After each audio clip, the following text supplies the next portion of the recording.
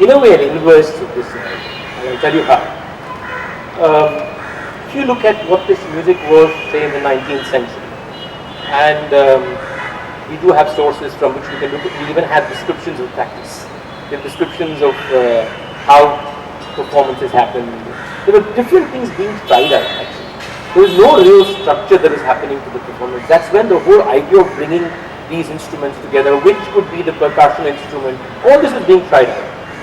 The important thing then is there were not so many compositions being rendered in the Carnatic tradition. It's very important to first say. Till, in fact, I would even say 1870s, there were not so many kirtanas or compositions being rendered in concerts. Now the change, again, the change came with the nationalism.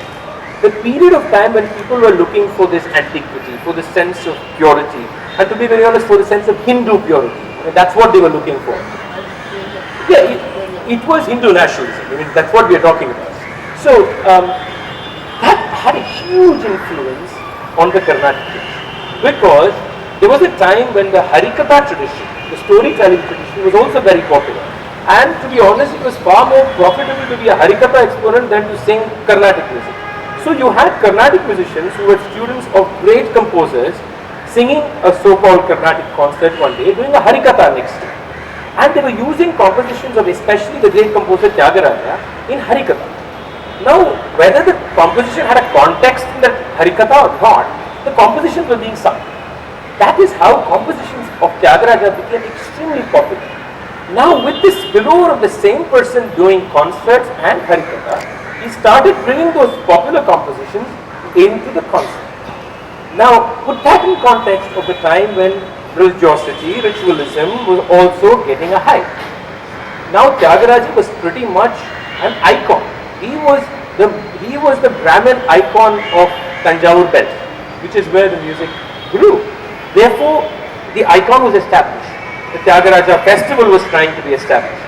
And you must realize that a lot of the Harikatha exponents were his Shishya Parampara, were from his Shishya Parampara. So now, then the interesting thing happened is they started talking about meaning. Because in Harikatha, when you sing a composition, you explain the meaning. So everybody started going into the idea of understanding a composition to understand the bhava of the composition. So if I don't understand language, if I don't know what Telileru Rama Bhakti Margamunu knows, the belief is I can never emote it, which is absolutely fallacious, of course, but that apart. So now that creates an interesting context, which means it's not just a vocal style, it is also a religious vocal style where the meaning of the religious text, which by default was the content, is being in some way carried forward in this art music context. They're very complicated. So what happens to the instrumentalists? Now, the instrumentalists seriously had to battle this, because they had, like if you take the Nagaswara, they had specific forms of presentations that had nothing to do with these compositions. They had something called Rakti Mela, which used to play at the temple. They had little single line pallavis which had no lyrics, were just swaras.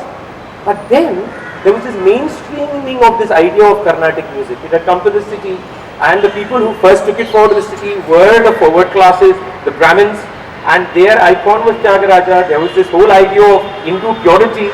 All this was bundled into a very complicated scenario, and the musician was also within that scenario. His creative juices was using that whole context and exploding. So the vocalist pretty much became prima donna. Now instrumentalists struggled. So there were Nagaswara Vidwans who stopped playing those compositions and started playing kirtanas. Now, so then if an instrumentalist plays kirtana, the tendency is to play a composition that is known. If I play a composition that nobody knows, you won't know the lyrics, right? So you start playing compositions that vocalists have popularized. So there is this major mainstreaming that happened. Now, was there a breakaway from this? If you really look at it, I really don't think there was. There were attempts. I think somebody like Mali was a case of an exception, but he was exactly that. He was an exception. But if you look at the overall scene, instrumental became, yes, an accompaniment, but instrumental music also had to be not gaiki in terms of just musical aesthetic, but also had to be gaiki in terms of imbibing the lyrical meaning Now it put pressures on the vocalist saying, I have to understand every word I'm singing. The instrumentals also. So then what happened? I have to talk about one instrumentalist who I think did something fascinating, who's Lalgudi Jairam, who's no more with us. A violinist who pretty much he rode the field as a kingmaker. He was a very interesting man. He started his careers in a company, playing for all the greats of the 40s and the 50s. Then he started playing instrumental solo.